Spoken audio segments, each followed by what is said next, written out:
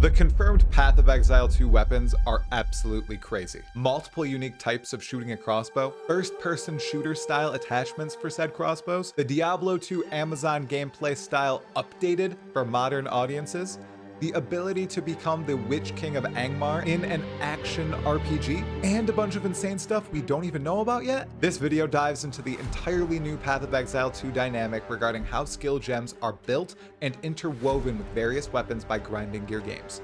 This is a doozy of a change, and perfectly hand in hand with the spectacular skill animation updates, which we just spoke about recently. After that, this video explores all the new weapons we're confirmed to get in PoE 2. As a reminder, we are definitely receiving crossbows, spears, flails, focuses, traps, and reworked scepters, staves, and wands in PoE 2. Let's get right to it. What is a weapon in Path of Exile 1, and how is that definition evolving in Path of Exile 2? Before you immediately retort, truly ponder the question, what does a weapon presently identify as in PoE 1? Well, it's an item, right? Exiles equip weapons and use them in combat, use them to bolster their defenses and mostly offenses. Do weapons do much more than that though, presently? Well, there are a few cases in which you must use a specific weapon or set of weapons to use certain skills. For example, if you'd like to play the best non-Bone Shatter melee build in PoE 1 currently, you need an axe and a sword. Sorry, every other melee skill, Cleave of Rage sends its regards. Then, for basically every other spell build, you need to use a bow. Ah yes, the Path of Exile classic. Bowcasters are king. Additionally, there are unique weapons which do have true identities. Voidforge is an excellent example. People love Voidforge, don't they? Yeah, Voidforge is one of my favorites. I just wish its better looking relatives were more available too. They also enable a decent variety of builds solely built around them, just built around weapons. But besides those examples, is a weapon anything more than an item in PoE 1? Is it its own playstyle? No, not really.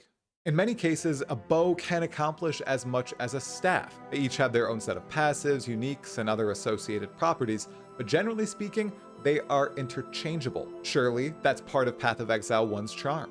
And Path of Exile 2 is doing away with it entirely from what we've seen. After numerous years of no new weapons in Path of Exile 1, not only are we receiving a slew of brand new armaments with the launch of Path of Exile 2, the way weapons and their associated skills are being designed is shifting extensively. This explicit change arrives with how skills are designed in this huge sequel. In PoE 2, almost every active skill gem will be attached to a type of weapon, meaning that skill gem will not work with other weapons. For example, killing Palm requires being unarmed or holding a quarterstaff to function. Then we have Leap Slam, the melee favorite movement ability in PoE 1, which requires use of a mace in PoE 2. We also have Rapid Assault, which requires a spear, and Supercharged Slam, which needs a two-handed mace. Of course, exceptions and special cases shall exist. PoE 2 is still a Path of Exile game, but this sort of design fundamentally changes how myriad builds will function in the game. We won't get bow-wielding characters using Cyclone as their primary skill. Cyclone in PoE 2 is an axe skill, so there won't even be quarterstaff or sword wielders using it. Of course, this sort of design opens up the variety and depth the designers have when it comes to crafting unique skills for each type of weapon and which playstyles which will be initially available to each weapon. It also makes it far easier for animators and visual effects artists to design skills efficiently, which is a big win in a game like PoE, which receives constant 3-month expansions. Honestly, we should really hone in on this. All the updates to the PoE development pipeline when it comes to animation rig improvements, model updates, and funneling certain archetypes into certain areas will allow for updates to be far larger and come out on the crisp 3-month schedule. I'm hyped for this. What if this type of design limits builds though?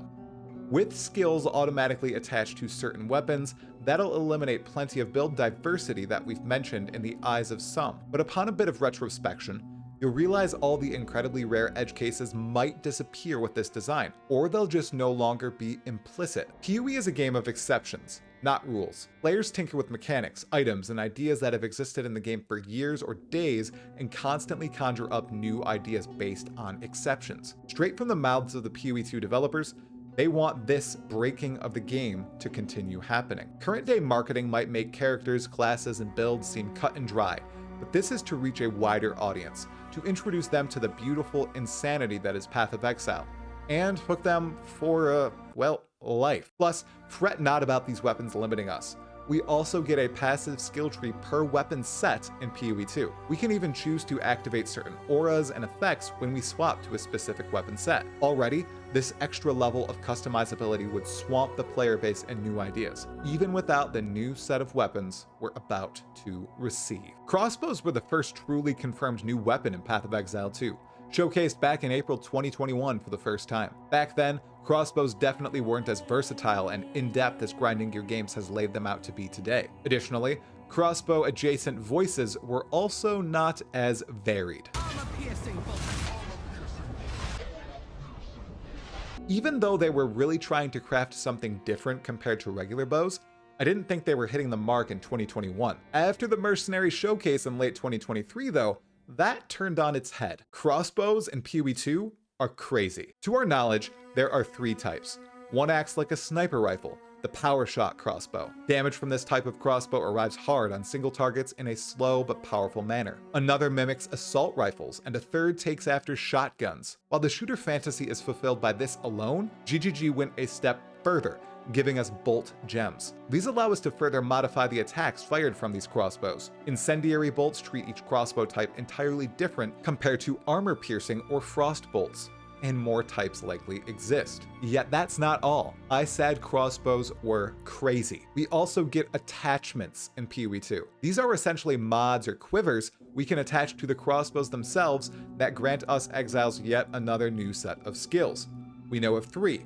All are different types of bomb: grenades, flashbangs, and oil bombs. Then, everything molds together. You can combo your incendiary bolts with oil bombs to light oil on fire, or create walls of ice with frost bolts, then blow them up with grenades, dealing big damage to enemies. More combos exist too, and I'm sure new capabilities will be showcased with unique crossbows and any other crossbow types out there. Could we even get hand crossbows, or the ability to dual wield them? I sure hope so. Nonetheless, when PoE 2 launches, I know after I make my Raging Bear, I'll wield a crossbow in one weapon set and a spear in the other. Spears were the second phenomenal brand new weapon shown to be in PoE 2, premiering back in April 2021 in the same showcase as the crossbow. Back then, they were still tied to the ranger just as crossbows were. Now it appears an entirely new class has been created to fully flesh out the wonderful javelin Amazon fantasy from Diablo 2. They're all wrapped around the Huntress in advertising. However, as we all know, any weapon and any gem can be used by any class, so let's see what we know about spears to get our chunky marauder ready to impale every enemy with a massive two-handed trunk. I can call spears trunks, that's fine, right? The entire spear playstyle revolves around a mixture of melee and ranged combat.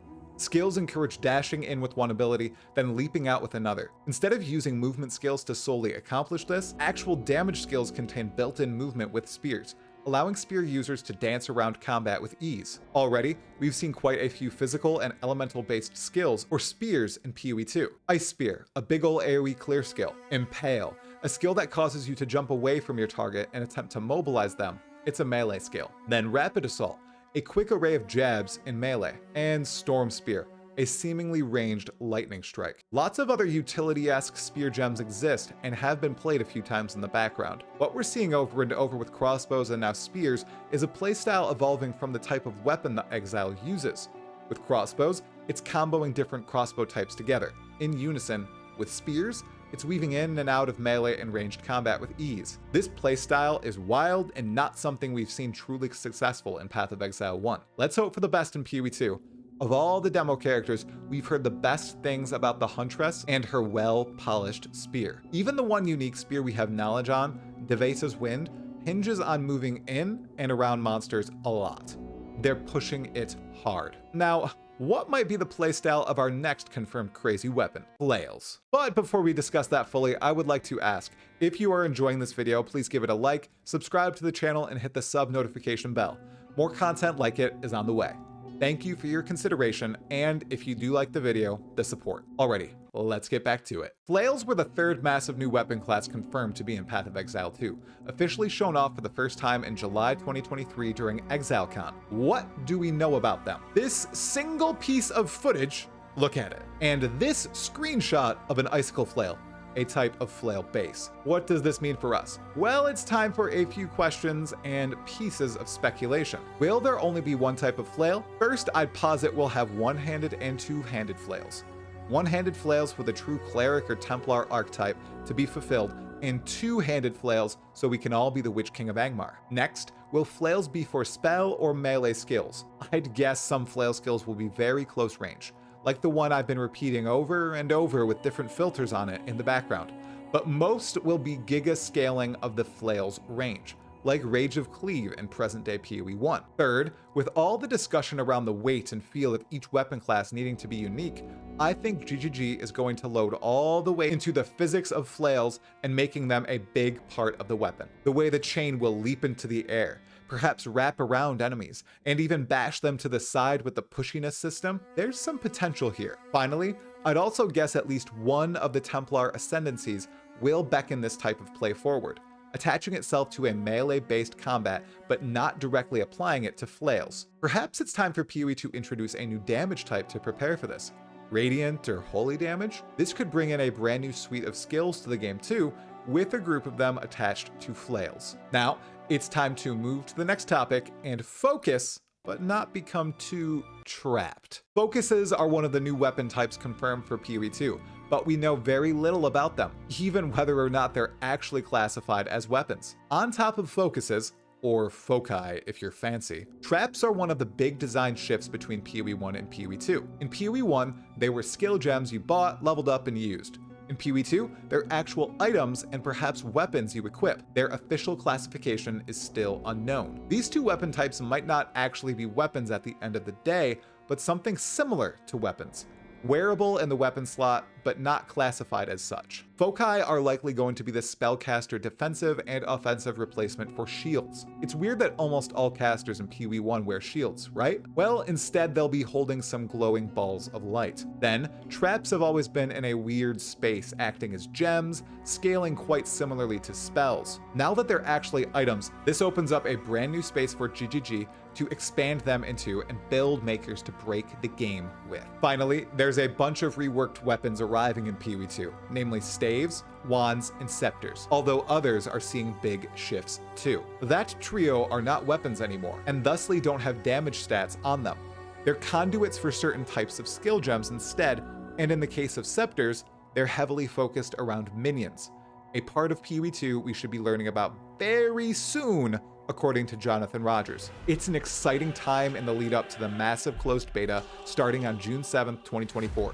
Less than 135 days to go. In our last PoE 2 video, we explored exactly what GGG is trying to do with their revamped skill animations. This matches quite well with their current weapon philosophy in PoE 2. Give it a watch now.